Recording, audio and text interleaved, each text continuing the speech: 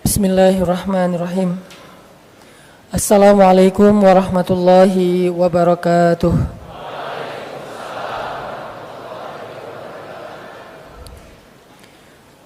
Alhamdulillahirabbil alamin.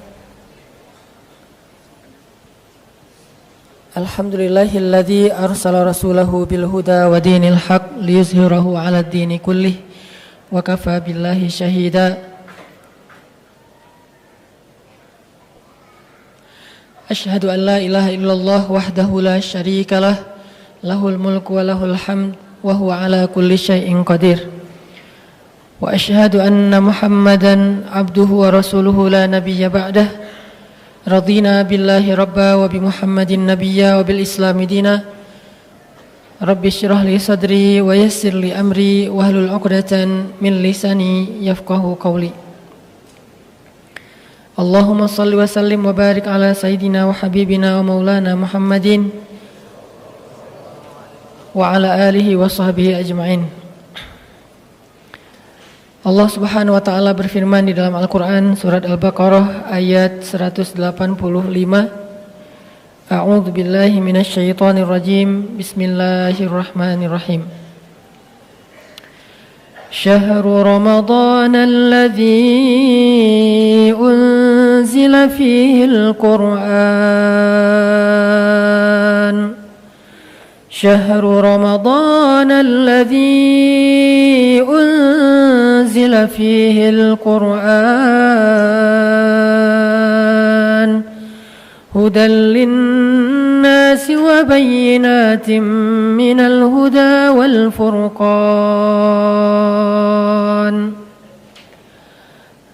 Bulan Ramadan adalah bulan yang di dalamnya Allah turunkan Al-Quran sebagai petunjuk bagi manusia dan juga penjelas terhadap petunjuk-petunjuk itu, dan juga sebagai pembeda yang hak dan yang batil. Shadaqallahul azim. Teman-teman sekalian, anak-anak muda, ada satu momen yang pantas untuk menjadi bahan renungan buat kita bersama, yaitu momen tentang nuzulul Quran. Walaupun biasanya diperingati pada malam 17 Ramadan ataupun pada malam-malam ganjil di 10 terakhir bulan Ramadan. Sebagaimana firman Allah Subhanahu wa taala di dalam surat Al-Baqarah tadi, bahwa bulan Ramadan itu salah satu di antara peristiwa besar yang terjadi di dalamnya adalah peristiwa nuzulul Quran. Allah turunkan di dalamnya Al-Quran. Dan di sini ada satu renungan buat kita, bahwa di bulan Ramadan Rasulullah SAW biasanya menambah porsi tilawah dan murajaah Al-Quran beliau. Kalau di bulan-bulan yang lain, Rasulullah SAW didatangi oleh Jibril untuk menyampaikan wahyu, maka di bulan Ramadan Jibril datang bukan sekedar menyampaikan wahyu, tetapi juga mereview, murajaah kembali hafalan dan qiraah Nabi terhadap Al-Quran. Sehingga bulan Ramadan identik dengan satu ritual, yaitu tadarus Al-Quran. Jadi tadarus Al-Quran ini bukan sekedar culture Indonesia, bukan sekedar budaya orang Indonesia di bulan Ramadan. Istilahnya saja yang lebih terkesan Indonesia banget. Sehingga kita tidak boleh terkecoh dengan istilah.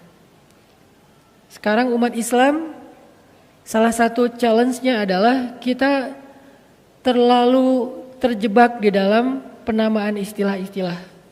Padahal sebagian besar dari istilah-istilah yang kita kenal hari ini itu bukan berasal dari zaman Nabi, tetapi dari zaman para ulama. Means ulama yang memberikan nama istilah tersebut. Sehingga istilah-istilah ini kadang bisa dirubah dalam bahasa terjemah, bisa juga diganti sesuai dengan konteks pada masa atau pada tempat yang berbeda. Sama dengan istilah murajaah Al-Quran atau istilah tilawah Al-Quran, maka di Indonesia diistilahkan dengan tadarusan, yang diawali dengan kata tadarus kemudian menjadi tadarusan. Jadi tadarusan bukan hanya culture, bukan hanya budaya orang Indonesia. Tadarusan itu adalah salah satu di antara kebiasaan Nabi di bulan Ramadan. Bahkan di bulan Ramadan biasanya Jibril akan turun 2 kali untuk tadarusan bersama Rasulullah SAW. Walaupun mungkin teman-teman belum pernah mendengar istilah Jibril tadarusan dengan Nabi. Inilah yang membuat saya kadang-kadang kurang dimengerti. Sering menggunakan istilah yang sebetulnya itu adalah terjemah. Istilah terjemah dari istilah yang udah common di masyarakat. Kita biasanya menggunakan istilah kalau kita pun membaca hadis. Ketika Jibril alaihissalam turun di bulan Ramadan, maka Jibril memurajaah bacaan dan hafalan Nabi SAW.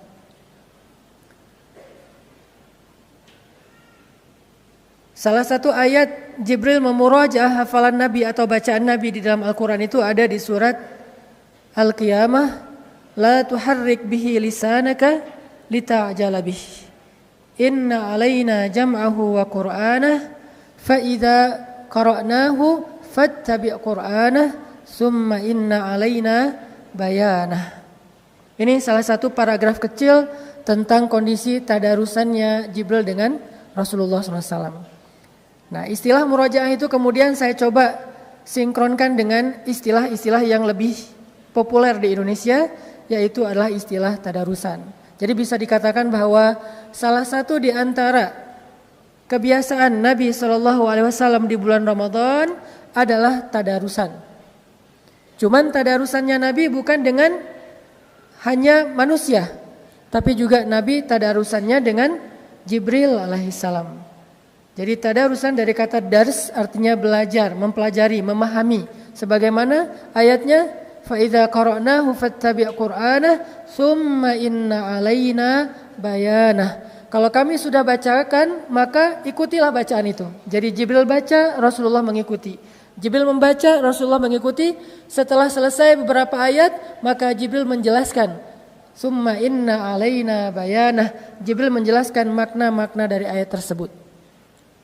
Berarti culture tadarusan adalah salah satu di antara culture yang nyunnah, hanya beda istilah.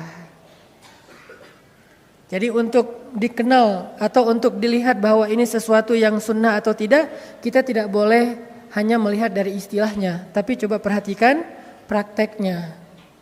Ada beberapa istilah yang di kita itu kadang-kadang dianggap aneh dan bid'ah.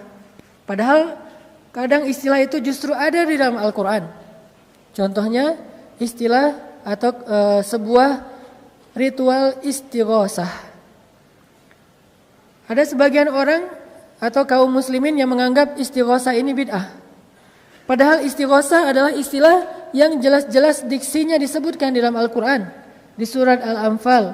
Il tastaghisuna rabbakum fastajaba lakum. Ketika kalian beristighosah kepada Rabb kalian. Ada kata istighosah dalam bahasa, dalam bentuk kalimat kata kerja verb, yaitu tastaghithun. Berarti istighosah bukan bid'ah. Istighosah itu bukan hanya sunnah Nabi, tetapi juga ajaran yang disebutkan di dalam Al-Quran dan kemudian diperjelas di dalam As-Sunnah. Sehingga tidak boleh kita terlalu gampang untuk menyimpulkan suatu hukum berdasarkan istilah. Karena secara kaidah fikih, hukum itu tidak terikat dengan nama, tapi dia terikat dengan prakteknya atau amalnya. Kadang-kadang kita langsung mengatakan haram. Makanya ada yang nanya ke saya, Ustaz, apa hukum pacaran? Saya tanya dulu, pacarannya gimana? Kalau pacarannya setelah nikah, maka halal. Ya, istilahnya pacaran, tetapi kalau setelah nikah namanya bukan pacaran, Ustaz. Justru Islam mengajarkan pacaran itu setelah nikah. Nih coba kita telisik lagi, arti pacaran itu apa? Berkasih sayang. Waja'ala bainakum mawaddatan warahmah. Dan Allah menjadikan di antara kalian itu ada kasih dan sayang. Kapan dijadikan kasih dan sayang itu? Setelah saya terima nikahnya, muncullah kasih sayang. Sebelum terima nikahnya munculnya apa? Bukan kasih sayang, yang muncul adalah penasaran. Yang muncul itu kepo, yang muncul itu semangat stalking. Tapi belum bisa berkasih sayang, karena gak boleh ngasih sayangnya. Belum boleh dikasih sayang, baru boleh dikasih kepoan. Pakai akun yang lain biar gak ketahuan gitu kan. Tapi belum boleh ngasih kasih sayang karena belum halal. Makanya nggak boleh kita langsung menyimpulkan satu hukum berdasarkan nama, itu udah kaidah fikih. Apalagi kita menyimpulkannya secara umum. Saya mendengar dari kakak kelas saya yang kemarin juga Ustadz Awalul Zikri sempat ke Bandung, Dr. Awalul Zikri. Beliau adalah doktor di bidang fikih perbandingan mazhab di Al-Azhar. Beliau mengatakan, ada satu kaidah fikih yang sering dilupakan di Indonesia dan itu diajarkan oleh ulama, salah satunya Ibnu Hajar yang menulis kitab Sahih Bukhari. Kaidahnya apa? Itlaqul jawab fi amrit tafsil khata. Memberikan sebuah fatwa secara umum dalam urusan yang detail itu salah. Enggak boleh. Jadi kalau ada yang nanya ke kita misalnya gini, Ustadz, apa hukum menjual kulit hewan kurban? Gitu kan? Apa hukum menjual kulit hewan kurban? Kira-kira apa hukumnya? Kalau orang yang tidak memahami kaidah fikih, baru belajarnya lewat YouTube dan internet, maka dia akan langsung mengatakan menjual kulit hewan kurban haram. Jadi buat dia kalimat haram itu adalah ekspresi idealisme. Makin sering bilang haram, kesannya makin idealis. Padahal dalam Islam, haram itu cuma satu, yang halal itu 4. Wajib boleh, sunnah boleh, mubah boleh, makruh boleh walaupun ditinggalkan lebih baik. Baru yang kelima, haram. Jadi ada 4 hal yang dibolehkan dalam Islam, 1 hal yang diharamkan. Kenapa yang 4 ini nggak dieksplor? Supaya orang tahu betapa Islam itu syumul, luas sekali. Kenapa yang diambil hanya yang terakhir saja? Haram, haram, haram. Senang dengan kata haram, sehingga ketika dia udah mengatakan haram seolah-olah dia adalah orang yang paling idealis, sedangkan yang mengatakan halal itu kesannya kurang idealis. Sehingga Ibnu Hajar mengatakan itlaqul jawab fi amri tafsil khata. Gak boleh kita menjawab secara umum dalam urusan yang harusnya diperdetail dulu. Apa, gimana bentuknya. Sehingga kalau ada yang bertanya, Ustadz, apa hukum menjual kulit hewan kurban? Ustadznya harus bertanya balik, yang menjual siapa? Kalau yang menjualnya yang memotong hewan kurban, haram. Kalau yang menjualnya yang berkurban, haram. Kalau yang menjualnya yang menerima hewan kurban karena dia berhak, maka halal. Berarti kan beda kan? Padahal pertanyaannya sama, tapi jawabannya bisa berbeda karena kondisinya, prakteknya berbeda. Ada orang yang menerima daging hewan kurban udah bercampur dengan kulit di dalamnya dan dia nggak tahu gimana cara mengolah kulit itu untuk dia makan. Akhirnya dia jual ke tetangga yang bisa ngolah. Ya udah jual aja ke ibu, berapa? Terserah ibu bayar berapa, ya udah 10.000 ya. Yang penting dia dapat uang walaupun murah. Tapi kan kalau emang haram walaupun 1.000 juga nggak boleh, Rp1 juga nggak boleh. Ini bukan soal angkanya, tapi boleh tidaknya dijual. Sehingga ulama yang bijaksana, yang arif, dia tidak akan menjawab suatu fatwa hanya berdasarkan pertanyaan secara umum. Dia akan bertanya balik, siapa, bagaimana, kenapa. Kenapa ada itu? Disebut dengan dawabitus syariah. Dawabit. Islam itu dawabit, detail. Sehingga kadang-kadang fatwanya berbeda dengan pertanyaan yang sama ditanyakan oleh 2 orang yang berbeda. Pertanyaannya sama, yang nanyanya beda, maka fatwanya berbeda. Bukan hanya karena kondisinya, mungkin karena alasannya juga berbeda. Ada orang yang misalnya, Ustadz, saya pengen nikah, hukumnya apa? Nikah wajib. Datang yang kedua, Ustadz saya pengen nikah, hukumnya apa? Nikah sunnah. Ustadz saya pengen nikah, hukumnya apa? Nikah makruh. Datang lagi yang keempat, Ustadz saya pengen nikah, hukumnya apa? Haram. Kenapa 4 orang beda hukum? Karena alasannya berbeda. Yang pertama alasannya, dia kalau gak menikah maka dia akan berzina, sehingga nikah bagi dia menjadi wajib. Yang kedua, Dikatakan sunnah karena dia sudah mampu, tapi dia tidak akan berzina kalaupun tidak menikah, maka bagi dia sangat dianjurkan, sunnah muakkadah. Yang ketiga, buat dia nikah itu cuma coba-coba. Seru nggak ya nikah? Akhirnya nikah bagi dia menjadi makruh. Yang ketiga, nikah hanya untuk mempermainkan orang lain. Dan dia udah berniat nanti setelah dia mencicipinya, dalam tanda petik dia akan ceraikan. Maka nikah bagi dia haram. Padahal pertanyaannya sama, Ustadz, apa hukum menikah? Sama juga, Ustadz, apa hukum menjomblo? Tergantung yang nanya kan ya. Kalau yang nanyanya anteng-anteng aja, ya sudah, menjomblo itu mubah. Boleh-boleh saja. Ada yang mengatakan, ya sudah, menjomblo itu adalah sunnah. Lebih baik dia menjomblo daripada dia menikah, karena dia kalau nikah malah ngerepotin orang. Soalnya dia belum siap, dia juga belum bijak, dia belum belajar agama, malah nanti akan merusak agama perempuan yang dia nikahi. Ada juga yang menjomblo itu wajib, kamu harus jomblo, kamu gak boleh nikah. Ini saya belum nemuin kenapa dia jadi wajib. Yang jelas hukum itu tidak tergantung dengan pertanyaan ataupun istilah, tapi tergantung dengan dawabitus syariah, alasan-alasan. Karena hukum itu punya maksud, dikenal dengan maqasidus syariah. Syariat itu ada maksudnya. Ada orang yang gak mau tahu, gak usah tanya maksudnya, yang penting kalau udah halal, halal aja, yang haram, haram aja. Gak kayak gitu Islam. Islam ini agama orang-orang yang cerdas. Dia ada maqasid, ada dawabit. Ini jarang-jarang saya ceramah kayak gini-gini ya, sosok gaya gitu. Sebetulnya dulu sebelum ada pemuda hijrah kan ceramah saya kayak gitu.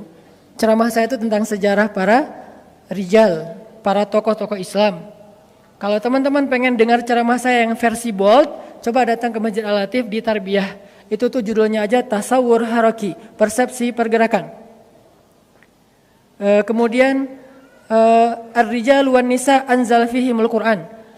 Tokoh-tokoh yang turun Al-Quran karena mereka. Nah itu tuh pembahasan di Tarbiyah. Tapi kalau di acara nongkrong bareng UHA, namanya juga nongkrong. Kalau dibahas nongkrong, terus judulnya haramnya apa gitu kan, orang langsung aduh sian mau nongkrong tapi ditakut-takutin. Neraka jahanam terbagi kepada misalnya kan agak gimana gitu kan. Makanya kata Nabi kepada para da'i ketika Nabi mengutus Mu'az bin Jabal, apa nasihat Nabi kepada Mu'az bin Jabal sebelum diutus ke Yaman? Kata Nabi, yassir wala tu'assir, mudahkan jangan persulit. Itu tuh bukan doa, tapi itu nasihat Nabi kepada Mu'az. Wahai Mu'az, mudahkan urusan orang untuk masuk kepada Islam. Jangan persulit, jangan idealis. Jangan perfeksionis, idealis boleh, jangan perfeksionis. Arti perfeksionis, kalau belum sempurna nggak boleh masuk Islam. Padahal orang masuk Islam itu untuk menyempurnakan diri. Kalau dia udah sempurna, maka dia nggak perlu bertanya, perlu nggak saya masuk Islam? Pasti dia udah paham kebenaran Islam. Jadi karena dia belum sempurnalah, dia belajar pelan-pelan sehingga masuk Islam dulu supaya dia bisa belajar. Ada orang yang nanya, ya Syekh, saya pengen masuk Islam, tapi saya nggak bisa meninggalkan khamar, boleh nggak? Boleh, bukan boleh khamar, boleh masuk Islam. Nanti setelah dia masuk Islam, dia diajarkan tentang masalah khamar. Kan ada tuh di zaman Umar ibn Khattab, seorang laki-laki yang ahli jihad, tapi nggak pernah bisa meninggalkan khamar. Dia mujahid, tapi dia nggak bisa ninggalin khamar. Dan ini jangan dicontoh ya. Oh ternyata ada sahabat yang senang minum, tapi senang jihad. Wah ini kayaknya cocok nih buat gua nih. Tar dulu. Kan dia lagi berproses. Yang udah di masjid jangan keluar lagi. Yang di luar masjid pelan-pelan diajak ke dalam. Yang udah di masjid jangan niru yang di luar. Wah kayaknya lebih seru di luar daripada di dalam. Saya nyesel terlalu cepat masuk. Mending di belakang, di luar aja lama-lama. Nanti juga masuk sendiri. Jangan. Yang udah di sini kan was-sabiqun as-sabiqun. As-sabiqun al-awwalun. Kan selalu ada kaidah itu kan. Siapa yang lebih dulu masuk Islam, siapa yang lebih dulu berhijrah, siapa yang lebih dulu dalam kebaikan, maka was-sabiquna fid dunya fahumus sabiquna fil akhirah. Itu ayatnya. Was-sabiquna sabiqun, 2 kali kata sabiqun. Yang satu di dunia, yang satu di akhirat. Cuman Allah enggak membuat detail, itulah bahasa Al-Qur'an yang umum. Was-sabiquna sabiqun. Artinya apa? Yang duluan dan duluan, gitu kan? Maksudnya was-sabiquna fid dunya fahumus sabiquna fil akhirah. Orang yang di dunia duluan dalam kebaikan, nanti dia di akhirat duluan ke surga. Jadi yang udah hijrah jangan nyesel. Aduh nyesel udah terlalu awal hijrah jadi udah gak bisa seru-seruan. Siapa bilang setelah hijrah gak bisa seru-seruan? Jadi balik lagi kepada yang tadi, salah satu hobi dan kebiasaan Nabi SAW di bulan Ramadan adalah tadarusan. Tadarusannya bersama Jibril alaihissalam. Sehingga di bulan Ramadan ini kita coba untuk belajar kembali tentang kebiasaan Nabi dalam tadarusan. Apakah tadarusan kita ini sudah mirip dengan tadarusannya Nabi SAW? Apa sih yang dilakukan Nabi ketika tadarusan? Apakah sekedar mentilawahkan Al-Quran atau lebih daripada tilawah? Karena di dalam konteks bacaan Al-Quran itu ada banyak istilah. Ada tilawah, ada qiraah, ada tartil, apalagi banyak istilah-istilah yang menunjukkan makna membaca Al-Quran. Ada warattilil Qur'ana tartila, bacalah Al-Quran. Baca juga kan? Faqra'u ma tayassara minal Qur'an, bacalah Al-Quran. Baca juga. Ada lagi watlu ma uwahya ilaika, bacakan apa yang diwahyukan kepadamu. Baca juga. Jadi tilawah artinya baca, qiraah artinya baca, tartil artinya baca. Kenapa? Karena itu terjemah. Tapi dalam bahasa Arab 3 kalimat ini berbeda arti antara warattilil Qur'an tartila, utlu ma uhiya ilaik, faqra ma tayassara minal Qur'an. 3 diksi dengan makna yang berbeda. Kira-kira tadarusan kita yang mana nih? Karena jangan-jangan kita tartil pun enggak. Kalau tartil, warattilil Qur'ana tartila, itu artinya bacalah Al-Quran perlahan-lahan, lebih kepada beatnya. Kok beat sih Ustadz? Ya udah tempo lah. Sama aja sih padahal ya. Cuma orang mungkin agak-agak gimana gitu. Saya lagi agak-agak kagok nih mau ngomong bisa dibully deh ya. Jadi beatnya itu, jadi warattil Quran tartila itu masalah beat. Seberapa cepat bacaan kita. Nah, ajaran Al-Quran kita tuh disuruh baca Quran itu perlahan-lahan. Warattil Qur'ana tartila. Gimana dengan yang baca Qurannya cepat Ustaz? Ghairil maghdubi alaihim waladdallin. Amin. Nah, ini gimana nih? Ini tartil nggak sih gitu kan? Menurut saya, ini menurut saya ya. Tolong bagian ini jangan di crop ya. Menurut saya itu bacaannya terlalu pro. Orang kalau udah pro mungkin jadi kayak gampang banget gitu kan. Kalau kita terlalu amatiran sih. Makanya kita baca Quran itu pelan-pelan soalnya masih amatiran. Kalau mereka kan udah pro, bacanya cepet-cepet. Waladhdallin, terus makmumnya juga pro, aminnya. Amin. Wes. Kan pro banget kan? Kalau kita kan amatiran. Jadi amin kita tuh amin. Kok pelan banget sih? Ya gue baru belajar. Makanya ada teman saya dulu tuh pas kita lagi belajar pedal di Batu Karas, lagi belajar kayak surfingan lah. Itu tuh kita pas waktunya sholat asar kan mendarat dulu tuh, taruh papan, kita wudhu. Kita lagi wudhu, ada teman kita udah selesai sholat. Padahal mulai wudhunya bareng. Kita belum selesai wudhu, dia udah selesai sholat. Ditanya sama temennya, lo kok cepet banget sholatnya? Beda kalau udah pro.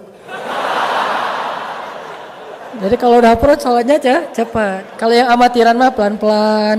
Takbirnya juga lama gitu ya. Allah, aduh gagal Soalnya nggak bisa mensinkronkan niat dengan ucapan takbir gitu kan. Jadi kayak pelan-pelan hati-hati banget.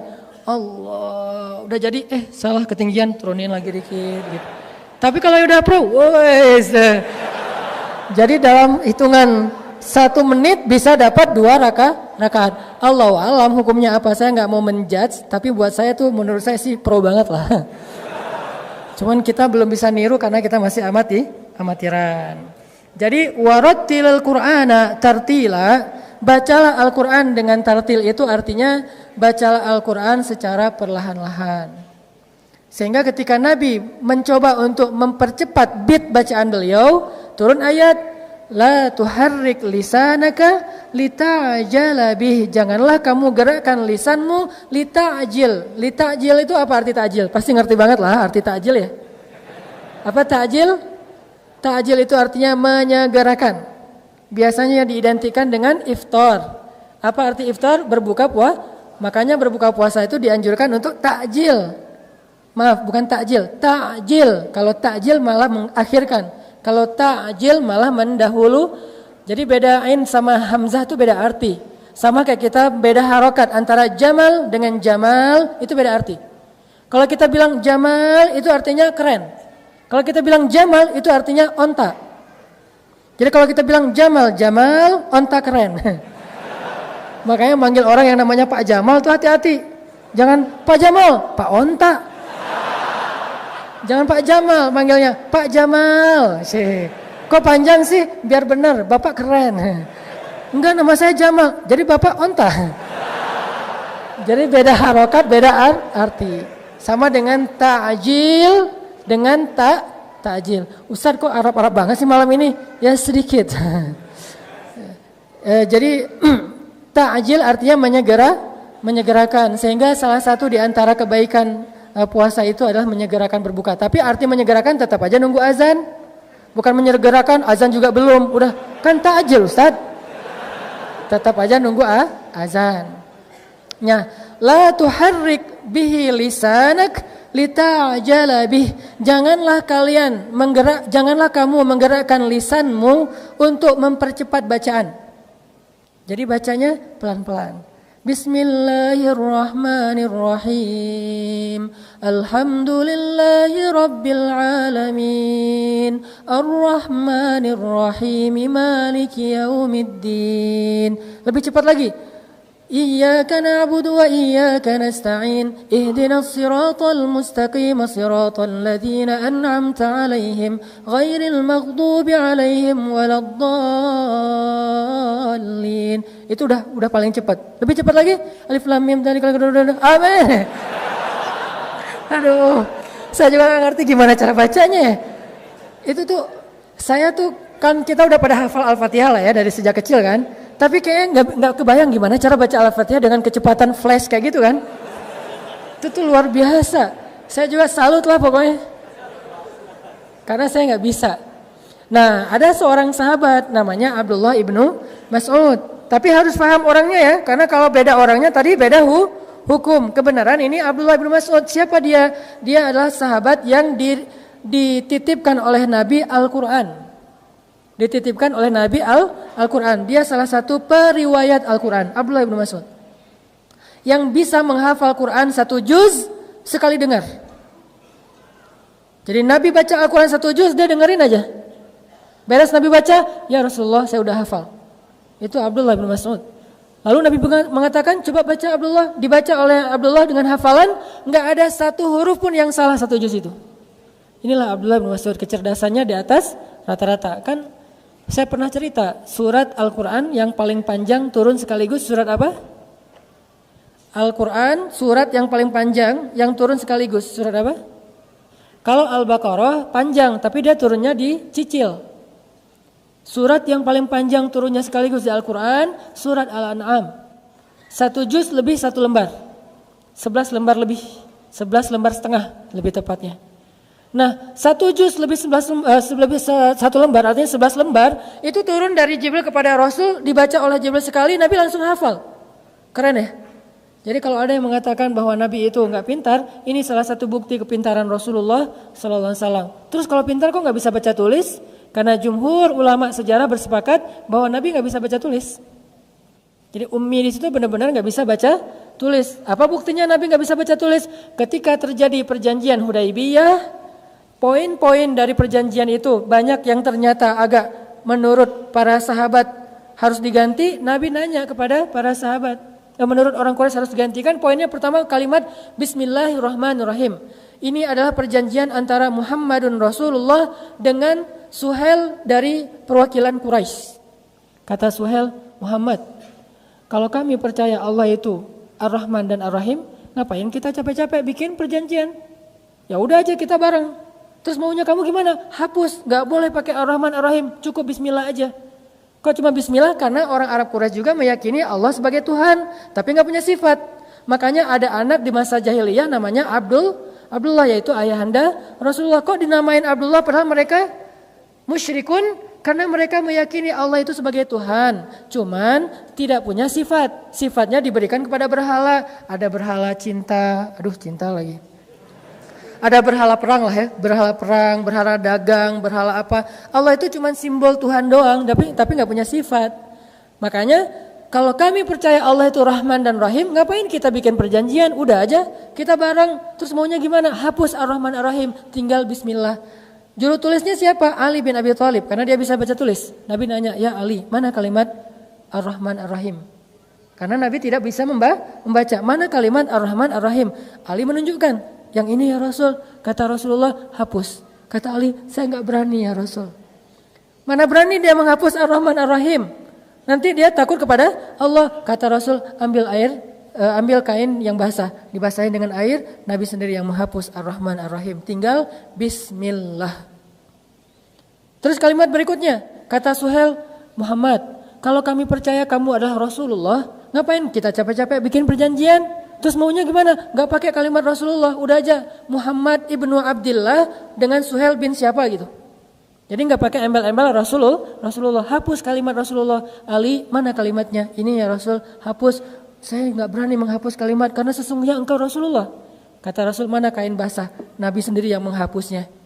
Ini menjadi bukti bahwa Rasulullah emang nggak bisa baca tulis. Tapi apakah itu indikasi bahwa Rasulullah nggak pintar? Enggak, karena kita harus memahami sejarah secara konteks sejarah.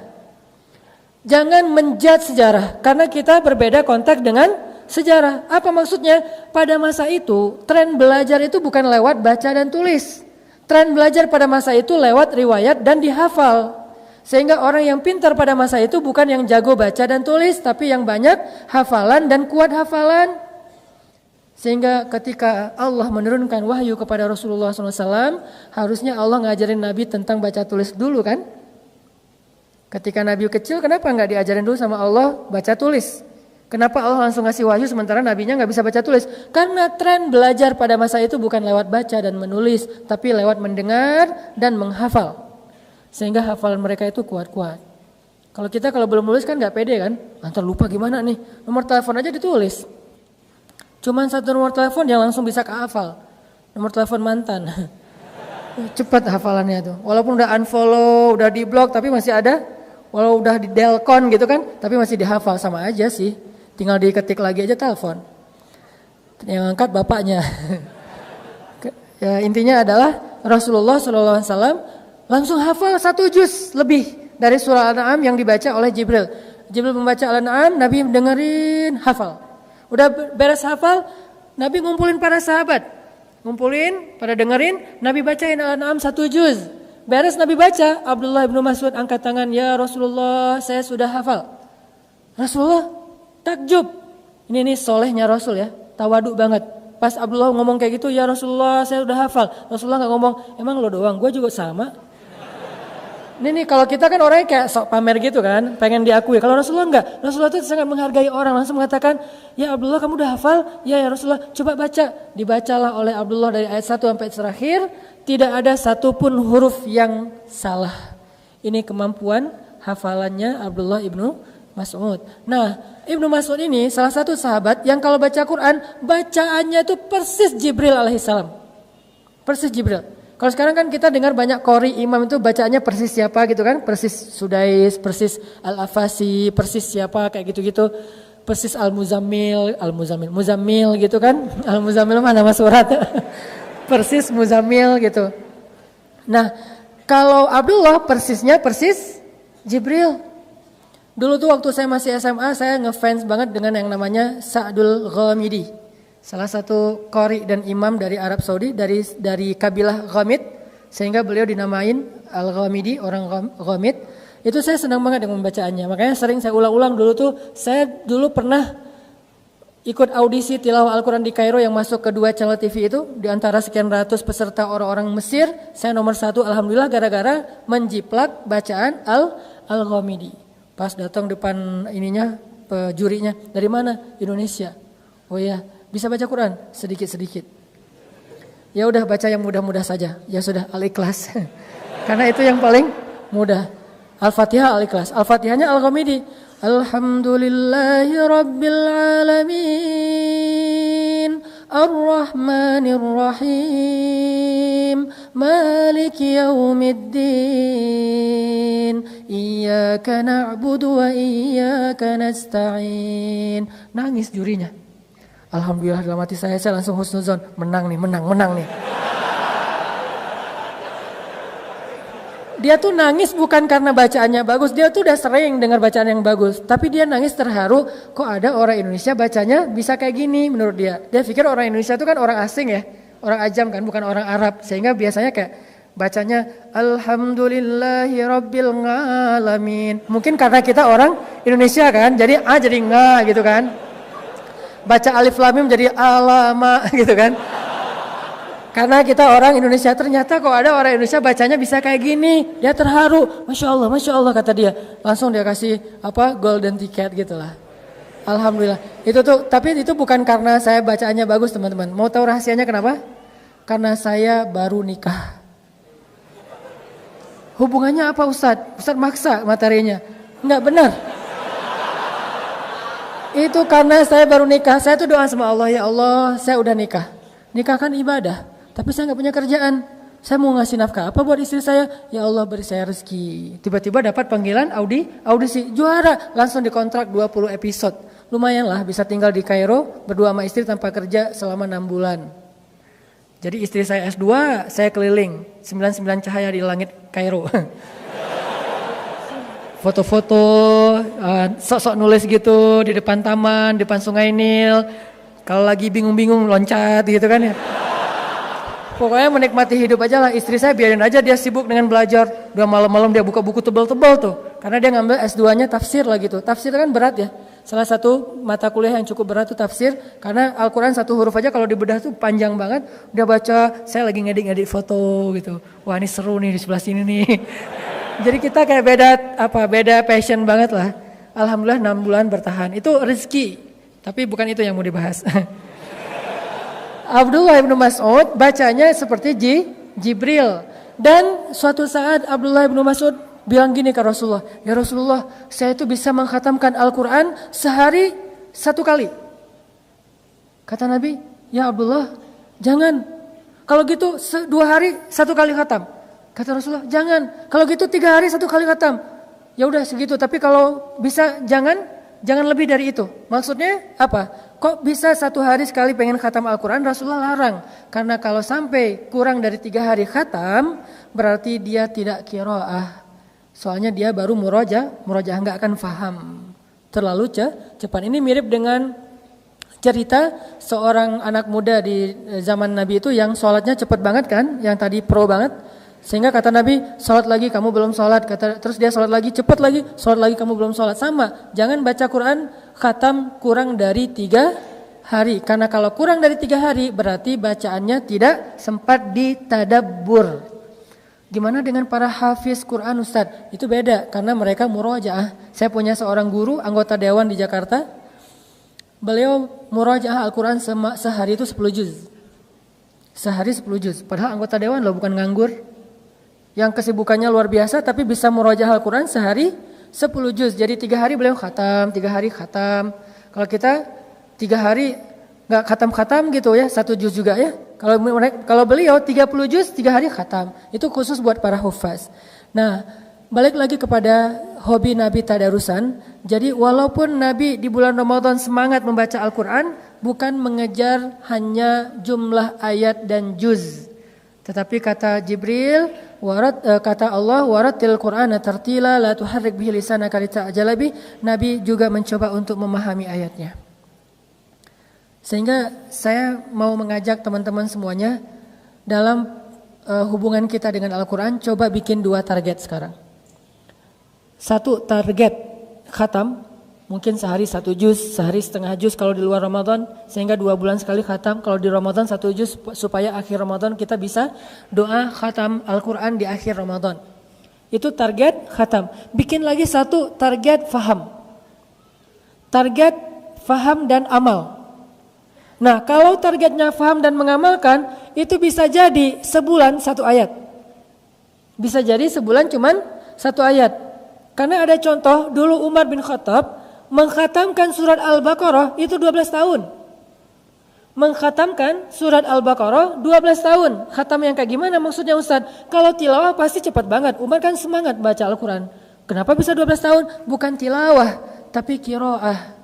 Bedanya, kalau tilawah hanya membaca hurufnya dan tetap berpahala pastinya karena satu huruf 10 kebaikan. Tapi kalau qiraah, dia mencoba untuk memahami, mentadaburi, mengamalkan. Mulai dari mentadaburi sampai mengamalkan. Sehingga setelah 12 tahun, maka tidak ada lagi satu pun ayat di dalam surat Al-Baqarah yang belum diamalkan oleh Umar bin Khattab. Jadi untuk mengamalkan Al-Baqarah butuh waktu 12 tahun. Sehingga kalau kita baca di surat Al-Baqarah ayat mana aja, itu pasti udah pernah diamalin sama Umar bin Khattab. Sekarang kita selain udah khatam Al-Quran beberapa kali, kira-kira udah sampai di mana qiraah Al-Quran kita? Kalau tilawah kita mungkin udah berulang kali ya, udah tawaf berkali-kali nih tilawah, tapi qiraah kita udah sampai di mana? Dimulai dari Al-Fatihah, kemudian Al-Baqarah, atau mungkin nggak berurutan, tapi tematik sesuai dengan masalah. Kalau lagi misalnya masalah pekerjaan, nanti ada ayat-ayat tentang pekerjaan di surat Al-Jumu'ah ada, masalah jam kerja ada di surat Al-Baqarah juga, masalah riba, transaksi, akad, utang, piutang, apalagi saksi segala macam. Nah, udah berapa ayat yang kita tadabbur dan amalkan dari Al-Quran? Inilah yang akan menentukan kita itu ahlul Quran atau bukan. Kalau tilawah Al-Quran saja, maka kita berada di ring 3 dari antara dalam hubungan kita dengan Al-Quran. Termasuk orang ring 3 dengan Al-Quran, bukan ring 1. Kalau cuman tilawah. Kalau sudah menghafal, memahami, udah ring 2. Kalau udah mengamalkan, itu orang yang ring 1-nya Al-Quran. Akrab banget sama Al-Quran. Dan itu disebut dengan Ahlul Quran. Dan Ahlul Quran disebut juga dengan Ahlullahi wa khassatuh. Keluarga Allah dan orang-orang yang istimewa di sisi Allah. Orang ring 1 inilah yang nanti di padang mahsyar ketika bangkit dijemput sama geng malaikat. Namanya geng malaikat Safaroh. Jadi ada grup malaikat, nama grupnya itu Safaroh. Apa malaikat Safaroh? Safaroh itu safir. Safir itu artinya duta, ambasador. Ternyata malaikat juga punya duta-duta. Yang keren-keren, yang ganteng-ganteng, yang sempurna, yang bijaksana, yang yang karismatik, sehingga mereka disebutkan di surat Abasa dengan kalimat Safaroh kiramim bararah, malaikat duta yang mulia lagi baik. Siapa mereka? Mereka adalah ahlul Quran dari golongan malaikat. Cahayanya luar biasa. Dan ahlul Quran di golongan manusia adalah orang yang mengamalkan Al-Quran. Semakin banyak amalannya, semakin dekat dia dengan Al-Quran. Ada orang yang tidak hafal 30 juz. Ada 2 orang. Yang satu hafal 30 juz dan mengamalkan 1 juz. Yang satu lagi hafal 1 juz, mengamalkan 3 juz. Maka orang yang paling dekat dengan Al-Quran di antara mereka adalah orang yang mengamalkan. Walaupun pahala menghafal Al-Quran itu gede banget, jangan remehin. Siapa yang hafiz Al-Quran, maka nanti Allah akan berikan kepada dia tiket untuk bisa menyelamatkan 10 orang yang dia cintai masuk ke dalam surga kan. Tapi ada lagi keistimewaan yang diberikan kepada orang yang mengamalkan Al-Quran. Orang yang dekat dengan Al-Quran, khassatuh. Orang yang istimewa di sisi Allah. Gimana caranya? Coba kita tanya, berapa ayat sih dari Al-Quran yang udah kita amalkan? Coba hitung deh. Bahkan kalau di Al-Baqarah, gak ada satu ayat pun yang gak bisa diamalkan. Mulai dari Alif Lam Mim, itu udah bisa diamalkan. Mulai dari Alif Lam Mim. Atau minimal kayak, sekarang lagi Ramadan nih. Surat ayat apa yang paling populer di bulan Ramadan? Al-Baqarah 183. Udahkah kita mengamalkan 183 secara teks demi teks? Contoh, ya ayyuhalladzina amanu. Kira-kira apa amalan dari kalimat ini? Ini belum satu ayat ya, baru satu penggalan ayat. Ya ayyuhalladzina amanu. Amalnya apa? Wahai orang-orang yang beriman. Terus? Nah, jarang kan dibahas? Ternyata ada satu sunnah Nabi tentang bagaimana cara kita mengamalkan Al-Quran ketika kita membaca Al-Quran. Salah satu yang paling ringan nih, saya ajarin yang ringan-ringan aja dulu. Ya ayyuhalladzina amanu itu namanya panggilan, nida. Kalau Allah lagi manggil kita, maka ada sunnah dari Nabi untuk kita tajawub. Tajawub itu dari kata jawab. Jawab itu dari bahasa Indonesia jawab. Bahasa Arabnya jawab. Bahasa Indonesianya jawab. Sehingga yang menjawab atau selalu menjawab panggilan namanya tajawub. Itu sunnah Nabi. Sehingga Aisyah radhiyallahu anha mengatakan, Nabi itu kalau lagi sholat tahajud sendiri, beliau membaca Al-Quran. Ketika beliau mengawali bacaan, beliau mengawalinya dengan ta'awuz. Karena kalau kamu baca Quran maka fasta'iz billah. Lalu beliau melanjutkan dengan basmalah. Lalu ketika beliau membaca ayat-ayat kebesaran Allah, maka Nabi memuji Allah. Ketika membaca ayat-ayat surga, Nabi berdoa. Ketika membaca ayat-ayat neraka, Nabi berta'awuz. Ketika membaca tentang panggilan, Nabi bertajawub. Ini menunjukkan bahwa tajawub salah satu sunnah Nabi dan tutorial cara mengamalkan Al-Quran paling sederhana. Tajawubnya gimana Ustadz? Kalau Allah panggil kita, ya ayyuhalladzi. Kalau ada panggilan ya ayyuha di Al-Quran itu namanya nida, panggilan. Tapi enggak semuanya bisa tajawub. Kalau dipanggilnya ya ayyuhalladzina amanu, maka kita mengatakan labbaika ya rabbi. Kita mengatakan labbaika ya rabbi. Wahai orang-orang yang beriman, aku penuhi panggilanmu ya Allah. Ada apa ya Allah? Kalau mau lebih akrab lagi, bilangnya gini, labbaika ya rabbi wa sa'daik. Itu lebih akrab lagi tuh.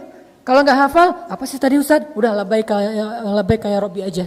Jangan kebalik, labbaik Allahumma labbaik. Ini mah kayak terlalu menghayati umroh dan haji kan. Ini mirip sih tapi beda. Jadi kalau Allah panggil ya ayyuhalladzina amanu labbaika ya rabbi wa sa'daik. Aku penuhi panggilanmu kepada engkau ya Allah dan aku bahagia memenuhinya. Ada apa ya Allah? Jadi seolah-olah kayak orang tua kita manggil, misalnya manggil kita gitu, Asep gitu ya. Ya ma gitu kan ya. Nah itu berarti dia tajawub. Kalau dipanggil berkali-kali nggak jawab, nggak sopan. Berarti mengamalkan ayat panggilan, kita katakan labbaik ya Rabbi. Itu tuh Allah sayang banget kalau kita kayak gitu. La'allakum turhamun. Allah sayang sama hamba yang tajawub. Dan Allah juga tajawub sama kita. Contoh pas kita lagi sholat nih. Kita baca Al-Fatihah kan. Alhamdulillahi rabbil alamin. Allah tajawub. Kata Allah, malaikat hambaku memuji aku. Ar-Rahmanir Rahim, hambaku menyanjungku. Maliki yaumiddin, hambaku mengagungkan aku. Iyyaka na'budu wa iyyaka nasta'in. Itu antara aku dengan hambaku loh ya.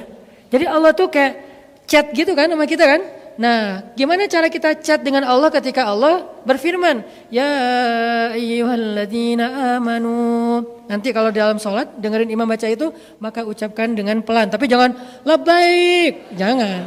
Itu ngasih kode. Maksudnya imam buruan atuh. Jadi labbaik ya Rabbi dalam hati kita atau dalam lisan, labbaik ya Rabbi. Itu tuh pasti khusyuk sholatnya. Makanya kalau kita tahu beberapa trik kecil terhadap imam baca ya, jangan buru-buru jawabnya, takutnya ya ayyuhal kafirun. Masa labbaik? Aku penuhi ya Allah, emang kita kafir? Nah, dengerin dulu yang jelas. Kalau ya ayyuhalladzina amanu oke. Kalau munafikun jangan, kalau kafirun jangan. Tapi kalau ya ayyuhan nas masih mending lah ya. Wahai manusia atau ya ibadi. Walaupun ada pembukaannya sih, kul ya ibadiyalladzina asrafu ala anfusihim. Kita langsung labbaika ya Rabbi. Kita merasa sebagai pendosa dan Allah lagi manggil kita nih, kul ya ibadi alladzina asrafu ala anfusihim labbaika ya Rabbi wa sa'daik. Allah panggil saya karena saya pendosa, Allah panggil saya, Allah pengen ngampunin dosa saya penuhi ya Allah, saya penuhi panggilan engkau. Kan gitu kan? Jadi kita tuh sibuk di dalam sholat, gak mikir yang lain-lain, gak sempat ngahulang. Karena kita lagi chat. Tapi coba kalau misalnya kita dengerin aja sambil berdirinya sebelah kaki gitu kan. Sesekali gerak ke sini, sekali gini. Udah kayak orang bumerang gitu. Gitu. Lama-lama jadi bumerang ya. Kalau kayak gitu nggak bakalan khusyuk. Biar khusyuk kita kayak apa namanya? Ya aktif gitu. Jadi respon. Allah ngomong apa kita respon. Allah ngomong apa kita respon. Emang kayak gitu sunnah Nabi. Sehingga kalau ya ayyuhalladzina labbaika ya rabbi. Nah, biasanya setelah nida, setelah panggilan itu suka ada perintah. Atau suka ada larangan antara perintah atau larangan. Nah, jawabannya apa? Sami'na wa ata'na. Ngomong gitu aja dulu walaupun kita belum ngamalin. Karena itu akan mensugesti kita buat ngamalin. Misalnya Allah bilang, "Qul ya ibadiyalladzina asrafu ala anfusihim labbaika ya rabbi wa sa'daik. La taqnatu min rahmatillah. Sami'na wa ata'na." Gitu. Walaupun gak harus gitu-gitu sih. Maksudnya dalam hati gitu ya. Jadi kita kayak aktif banget gitu sama Allah lagi chat. Jadi gak ada yang bisa ganggu. Ya siap Allah, siap Allah. Atau siap. Itu mah di luar sholat lah ya. Jangan di dalam sholat. Ini menunjukkan kalau kita itu orangnya kayak seru gitu. Kan kalau kita chat sama teman tektokan gitu. Kalau seru kan kita juga jadi kayak semangat kan. Allah jangan dicuekin. Allah ngomong panjang lebar kita diem aja. Pas sudah beres salat, tadi imam baca surat apa ya? Nggak ngerti lah gitu. Ada yang lebih parah, saya pernah ngimamin di sebuah masjid di daerah pelosok ya. Di sebuah pelosok, nggak usah disebut di mana. Salat tarawih, bacanya di juz-juz yang di tengah, bukan Alhaakumut Takatsur atau Al-Asr. Saya bacanya Kaf Ha Ya Ain Shad, surat favorit saya, surat Maryam. Besoknya muncul gosip. Besok-besok jangan sholat bareng orang itu lagi. Kenapa? Qurannya meni beda. Ternyata kalau bukan At-Takatsur dikira bukan Quran. Jadi menurut mereka yang saya baca itu bukan Quran, saking mungkin awam ya, nggak ngerti. Nah, jadi kayak misalnya kalau kita dengan Allah itu akrab, dengan Allah itu chatnya tuh aktif, nanti begitu kita panggil Allah, ya Rabbi, abdi, hal min dhihajah. Abdi hal min taib, hambaku kenapa ada apa? Kamu butuh masalah, ada masalah? Kamu pengen taubat? Gitu Allah ke kita gara-gara kita sering ya ayyuhalladzina amanu labbaika ya rabbi. Kita panggil ya rabbi, abdi kata Allah. Karena kita udah sering tektokan sama Allah. Itu cara paling sederhana ngamalin Al-Qur'an. Kutiba alaikumus shiyam sami'na wa ata'na ya ayyuhalladzina amanu la ta'kulur riba sami'na wa ata'na ya ayyuhalladzina amanu. Apapun kalimat setelah panggilan biasanya antara perintah dengan larangan, tinggal kita bilang sami'na wa ata'na. Muncul ayat lagi yang kita kayak nebak-nebak. Makanya kalau nanti dengerin bacaan imam, coba perhatikan diksinya. Ada yang ke detect enggak sama kita? Misalnya ke detect-nya Jahannam, kan semua ngerti kan? Nggak ada yang nggak ngerti kan Jahannam? Kalau ada kalimat bukan apa Jahannam lah pokoknya. Atau kalau yang lebih seringnya bukan Jahannam, nar kan? Naruka jadi bahasa Indonesia, neraka, maksa. Jadi nar artinya neraka. Fattakun narallati waquduhan nasu wal hijarah. Kalau kita dengar kata nar, kita dengar kata jahannam, maka kita dalam hati mengatakan a'udzubillahi min dzalik atau Allahumma inni a'udzubika min adzabi jahannam. Kalau kita hafal, kita boleh baca Allahumma inni a'udzubika min adzabi jahannam. Kalau dengar kata jannatin, pasti kenal dong. Tajri min tahtihal anhar. Langsung bilang Allahumma inni as'alukal jannah. Allahumma inni as'aluka jannatal firdausal a'la. Ya Allah beri saya surga firdaus yang paling tinggi. Gitu dalam kita bermuamalah dengan Al-Quran. Masih banyak sih yang perlu dibedah, tapi karena keterbatasan waktu kita, insya Allah istiqomahlah hadir dalam kajian-kajian kita, walaupun kita tidak secara serius membedah teks, tapi insya Allah konten kita itu tidak ada bedanya dengan teman-teman kita yang di kuliah atau yang di pesantren, cuman dengan bahasa yang lebih santai. Tapi kontennya sama, substansinya sama insya Allah, sehingga kita bisa menambah iman dan memperbaiki amal. Allahumma inna nas'aluka ridhaka wal jannah wa na'udzubika min sakhatika wan nar.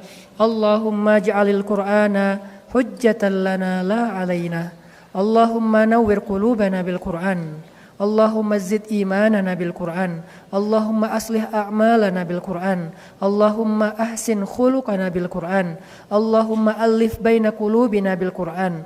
Allahumma shrah sudurana bil Qur'an. Allahumma ja'alil Qur'ana rabi'a qulubina wa nuran fi sudurina wa hudan wa bayanan fi hayatina. Rabbana atina fid dunya hasanah wa fil akhirati hasanah wa qina adzabannar. Yuk kita lanjutkan dengan sholat tarawih 2 rakaat 1 kali salam. Barakallahu.